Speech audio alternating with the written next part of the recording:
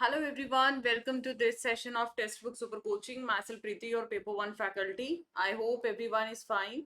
So today we are going to discuss a 100% short topic for last minute, that is NEP 2020. I am sure जो shift 1 वाले students हैं वो अपने exam के लिए निकल चुके हैं, बैठ चुके हैं अपने एग्जाम में, बट शिफ्ट 2 वाले स्टूडेंट्स अभी भी अपना NEP 2020 का जो टॉपिक है, आपको पता है काफी ट्रेंडिंग टॉपिक रहता है इन एवरी साइकिल, तो ये आप लोग यहाँ से रिवाइज कर सकते हैं।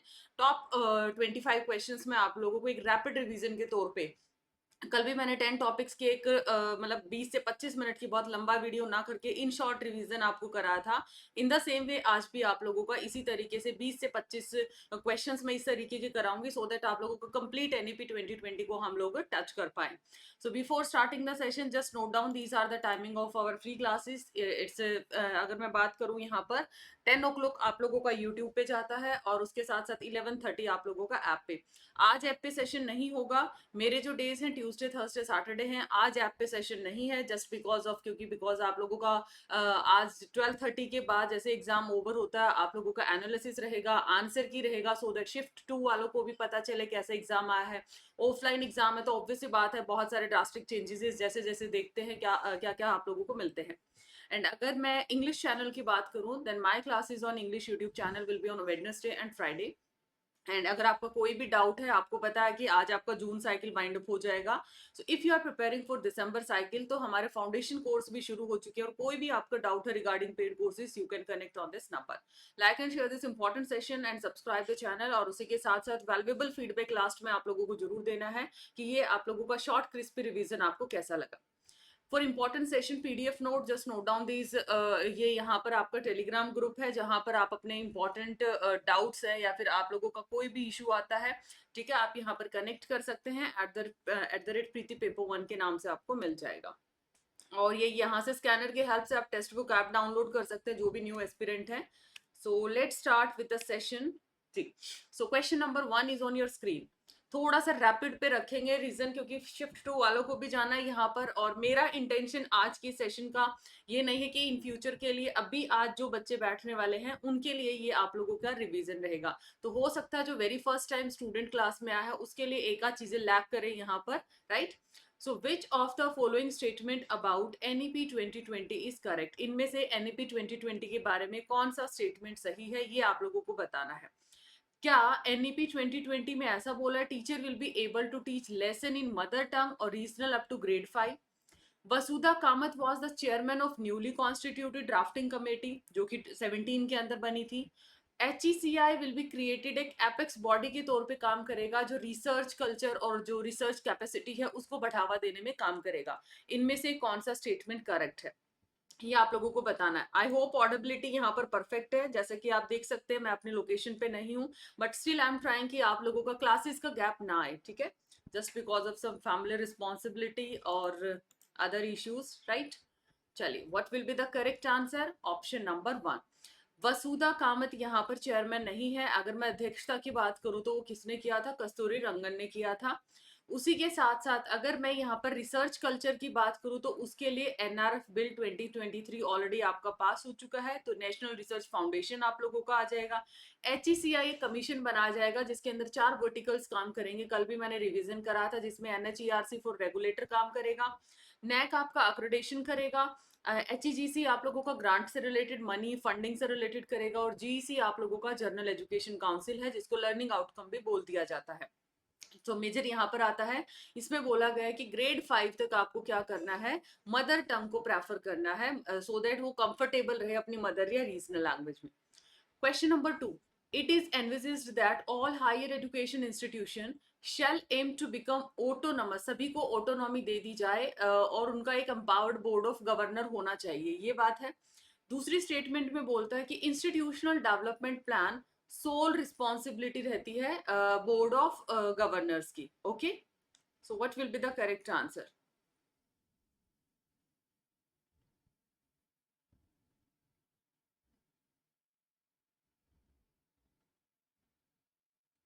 हाँ जी, what will be the correct answer. So correct answer will be, अगर मैं यहाँ पे बात करती हूँ, आंसर रहेगा ये बिल्कुल ठीक है कि ऑटोनॉमी देना चाहिए so that they can take this like self decision, they can work on self decision and they have some autonomy, flexibility, right? And they should have an empowered board of governors. But if I'll talk about the sole responsibility of the member of BOG, तो sole responsibility सिर्फ institution के development की नहीं है, और भी बहुत सारे, बहुत 360 डिग्री डेवलपमेंट होगी, सिर्फ institution development की बात नहीं आएगी। हाँ जी, क्वेश्चन नंबर थर्ड, अगर मैं यहाँ पर बात करती हूँ, जुलाई 21 के अंदर गवर्नमेंट ऑफ इंडिया ने अनाउंस किया था कि इंजीनियरिंग डिग्री एजुकेशन है उसको 5 इंडियन लैंग्वेजेस के अंदर डाल दिया जाए। तो इनमें से पूछा गया कि कौन सी लैंग्वेज यहाँ पर एड ऑन की गई है, Assami, Oriya, Maithili, Bengali. For important session update, PDF update, आप लोग टेलीग्राम को जरूर ज्वाइन करिए so that you will get all the latest notification regarding classes या कोई भी आप लोगों के लिए यहाँ पर अपडेट आता है, राइट? चलिए, तो यहाँ पर रहेगा बंगाली है, आइडेंटिफाई द लैंग्वेज, ये वाला पार्ट नहीं है, इसमें क्या आ जाएगा, बंगाली। नेक्स्ट है, एनईपी 2020 ने रिकमेंड किया है government of India will constitute a fund, एक फंड बनाया जाए to build the nation capacity to provide equitable quality education for all girls as well as transgender students. What will be the name of the fund, उस fund का name क्या है, उस fund का name क्या है? Gender in education fund, inclusion, promotion और employment.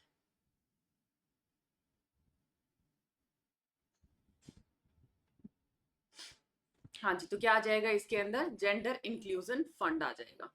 एक इंपॉर्टेंट अनाउंसमेंट कि दिसंबर फाउंडेशन कोर्स आपके शुरू हो चुके हैं और इसमें पेपर 1 प्लस पेपर 2 रहेगा, दोनों आप लोगों का 360 डिग्री यहाँ पर सिलेबस कवरेज है, पीवाईपी बेस्ड आप लोगों का डिस्कशन रहेगा, मॉक टेस्ट है एंड लाइव क्लासेस रहने वाली हैं for both paper 1 and paper 2।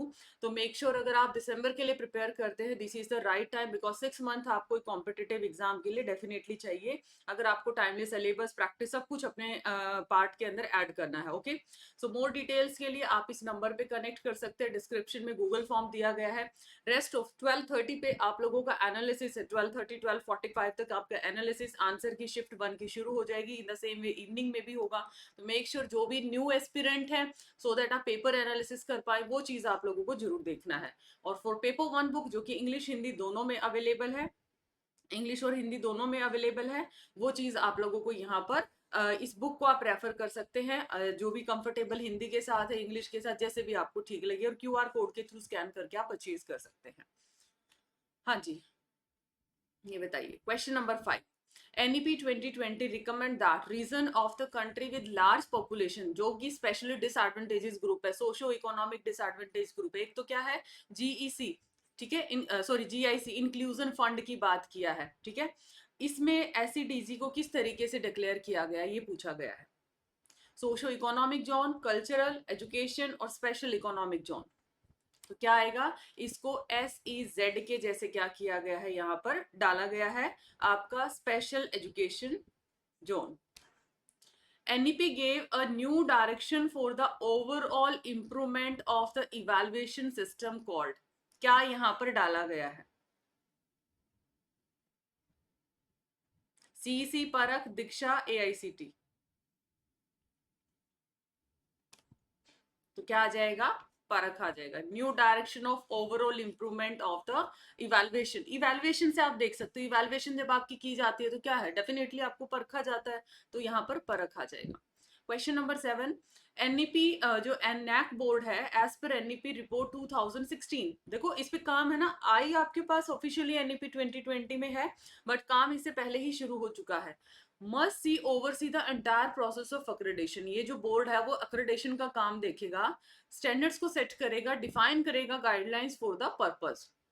It can license the private agency, चाहे आपका प्रेफरेबल नॉन प्रॉफिट वन हो सकते हैं, लेकिन वो एक्चुअली में एकेडमिक इंस्टीट्यूशंस का क्या करेंगी, इवैल्यूएशन करेंगी। तो यहाँ पे करेक्ट आंसर बनेगा, दोनों स्टेटमेंट करेक्ट है, क्योंकि एनएबी का काम क्या होगा, अक्रेडिटेशन का काम रहेगा, डिफाइन करेगी गाइडलाइंस और स्टैंडर्ड्स को।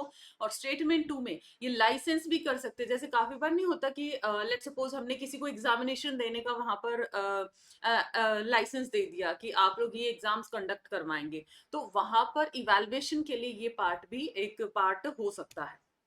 Next, not true about the NEP 2020 vision for India as a Vishwa गुरु।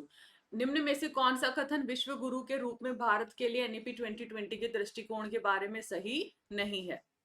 क्या अट्रैक्ट करना स्टूडेंट्स को ओवरऑल द वर्ल्ड, क्या इंडिया को लीडर बनाना एजुकेशन में, या फिर ज्यादा अट्रैक्टिव डेस्टिनेशन बनाना फॉरेन इन्वेस्टमेंट के लिए और कल्चरल वैल्यूज को एजुकेशन के थ्रू बढ़ावा देना है?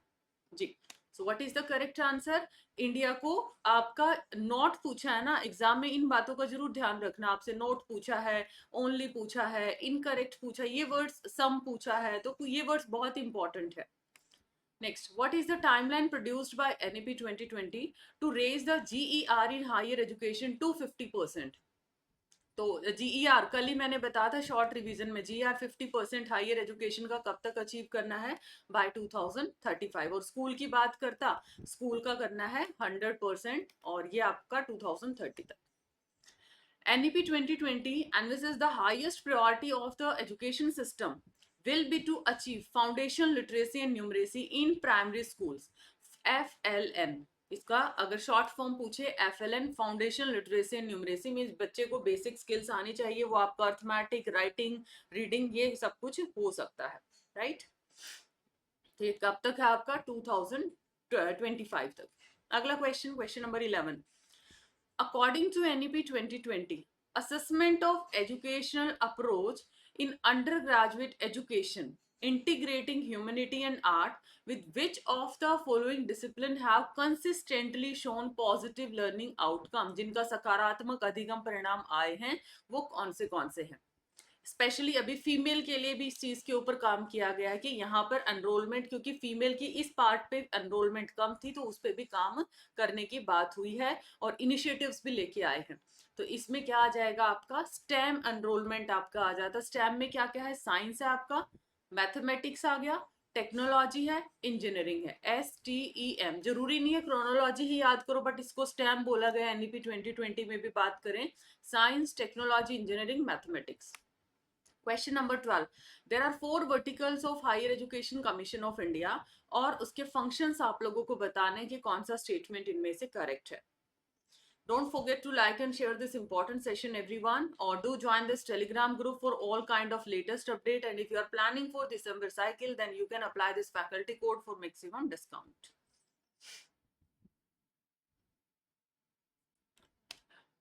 चलिए, तो NHERC क्या है? Regulator. Where is regulator keyword? Right, option third. NAC for accreditation, यहाँ पर अक्रेडेशन आ जाएगा, तो अक्रेडेशन का आपका ऑप्शन 1। ग्रांट है, देन फंडिंग एंड फाइनेंसिंग, और GEC क्या है? अकेडमिक स्टैंडर्ड सेटिंग आ जाएगा। Question 13। According to NEP 2020, at present जो इन्वेस्टमेंट है रिसर्च इनोवेशन में, वो क्या है? लेस देन 1% है GDP का, 1% से भी कम खर्च किया जाता है। Is it correct? और NEP 2020 में जो नेशनल करिकुलम फ्रेमवर्क है वो टीचर एजुकेशन के लिए भी रेफर किया गया है, उसको रिकमेंड किया गया है। हाँ जी, तो क्या रहेगा? Both statement are true. High performing Indian universities will be encourage to set up campus in other countries. ठीक है, मतलब दूसरे देशों में भी हमारे कैंपस होने चाहिए। Selected universities from among the top 500 university in the world will be facilitated to operate in India। तो ये आप लोगों का फॉरेन इंस्टीट्यूशन सेटअप की बात हुआ था, ठीक है, ये पॉलिसी आई थी जो, उसके हिसाब से ये क्वेश्चन पूछा गया है। यस, तो क्या आ जाएगा यहाँ पर? आप लोगों के बोथ स्टेटमेंट आर करेक्ट। मैंने डॉक्यूमेंट भी आपको टेलीग्राम पे शेयर कर रखा है, ठीक है, जिस हिसाब से जिस टाइम पे क्वेश्चन आया था उसके अकॉर्डिंग ये फॉरेन इंस्टीट्यूशन सेटअप की जो पॉलिसी या बात हुई थी कि टॉप 500 में आना चाहिए, और उसके साथ साथ हाई परफॉर्मिंग को फॉरेन के अंदर भी अपने कैंपस स्थापित करने चाहिए। तो यहाँ पर इसका बोथ है, क्योंकि पहले जो आप लोगों का जिस टाइम पे ये क्वेश्चन पूछा गया था, ठीक है, अकॉर्डिंगली इसका आंसर क्या है? 1 option. Find out the name of ancient Indian university whose name are mentioned in NEP 2020। इनमें से किसके नेम NEP 2020 में मेंशन किए गए हैं? नालंदा, तक्षशिला, मिथिला, वल्लभी, विक्रमशिला। जी, तो क्या आ जाएगा आपका? नालंदा है, तक्षशिला आ जाएगा, ये विक्रमशिला है, और वल्लभी। मिथिला का यहाँ पर जिक्र नहीं किया गया है। अगला question, by dash all higher education institution shall aim to become multidisciplinary. I have mentioned all higher education institution ताकि maximum enrollment वहां पर देखी जा सके. तो वो कौन सा ईयर सेट किया? 35, 30, 40, 25. All higher education institution. देखते ही आंसर ट्रिगर करना चाहिए. कल बेशक से 20 से 25 मिनट का सेशन था रिवीजन का, बट वो बहुत इंफॉर्मेटिव सेशन था आपके लिए जी. तो ऑल के लिए यहाँ पर क्या आ गया? Your all higher education institution multidisciplinary 2040. ये जीईआर का टाइम है, या एटलीस्ट एक आपका मल्टीडिसिप्लिनरी. ये जीईआर किसकी है? हायर एजुकेशन का टारगेट. ये आप वोकेशनल एजुकेशन 50% एक्सपोजर और एफएलएम भी अचीव करने का ये वाला टाइम पीरियड है.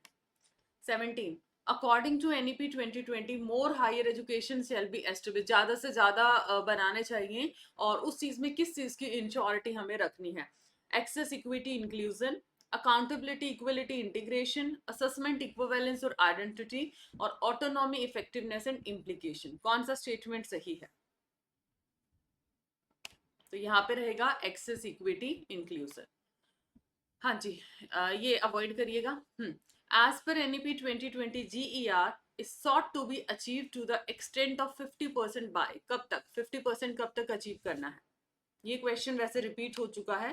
2035 मैंने आपको बताया भी है. और यहाँ पर अगला क्वेश्चन करते हैं. क्वेश्चन नंबर 19 है. NEP 2020 higher education institution will focus on research and innovation by setting up. Research और इनोवेशन का सेटअप करना है. तो बताइए इसमें किस किस चीज पे उन्होंने ध्यान दिया है? किस किस चीज पे ध्यान दिया है? ओके, तो इसमें क्या क्या आ जाएगा?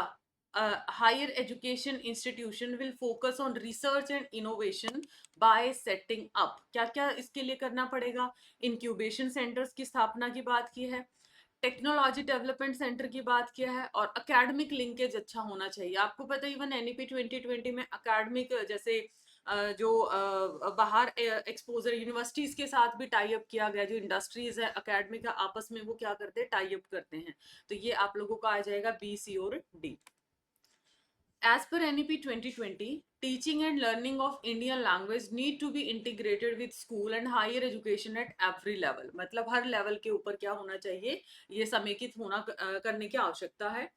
यूनेस्को ने 220 इंडियन लैंग्वेजेस को क्या कर दिया? एंडेंजर डिक्लेयर कर दिया. कौन सा स्टेटमेंट सही है? हाँ जी, तो इसमें फर्स्ट करेक्ट है, सेकंड इनकरेक्ट. यहाँ पे ये जो नंबरिंग है वो क्या है? इनकरेक्ट है. और दूसरी बात यहाँ पर क्या किया है? टीचिंग और लर्निंग ऑफ इंडियन लैंग्वेज, क्योंकि स्पेशली बोलता है कि रीजनल लैंग्वेज लगा लीजिए और जो मदर टंग है. थ्री लैंग्वेज फॉर्मूला तो आपको कोठारी के टाइम से ही है. तो ये स्कूल और हायर एजुकेशन में हर लेवल पे इसको क्या करना है? ऐड करना है. Next, second vertical of HECI क्या है? आपका मेटा अक्रेडिटिंग बॉडी है जिसको हम नैक बोलते हैं. और इसका काम ये है कि आगे इन फ्यूचर के अंदर इन द लॉन्ग रन अगर लंबे समय की बात करें तो accreditation will be become a binary process. भी इधर 0 और 1 की बात करेगा as per extend global practice.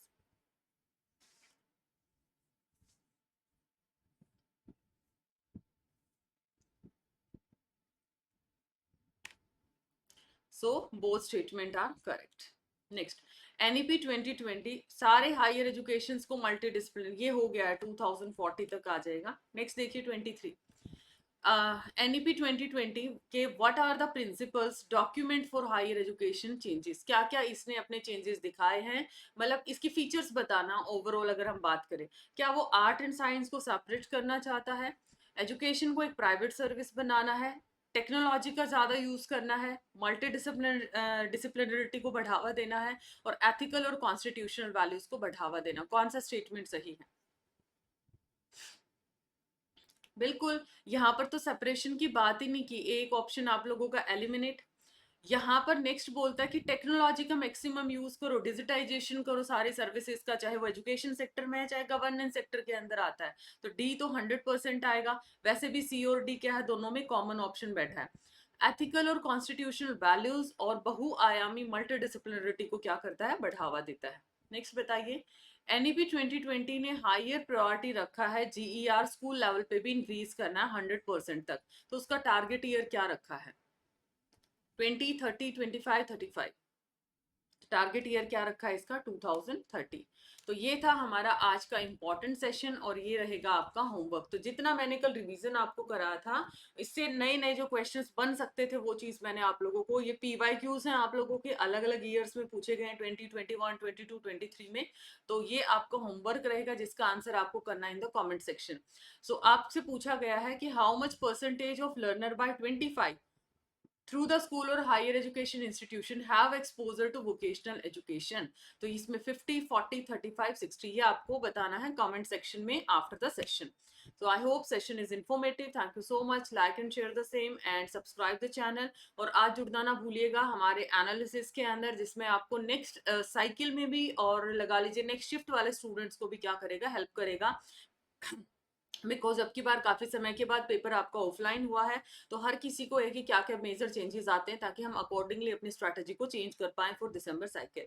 और दीज आर द जो फाउंडेशन कोर्स हैं वो हमारे शुरू हो चुके हैं, पेपर 1 प्लस पेपर 2। ये सारे फीचर्स रहेंगी और कॉन्टेक्ट नंबर आप इस पे कनेक्ट कर सकते हैं, गूगल फॉर्म फिल कर सकते हैं जो डिस्क्रिप्शन में दिया है। और फिर पेपर 1 बुक अगर आपने रेफर करना है तो इस बुक के साथ आप जा सकते हैं। राइट, सो मिलते हैं नेक्स्ट सेशन में। Bye bye, take care, thank you so much.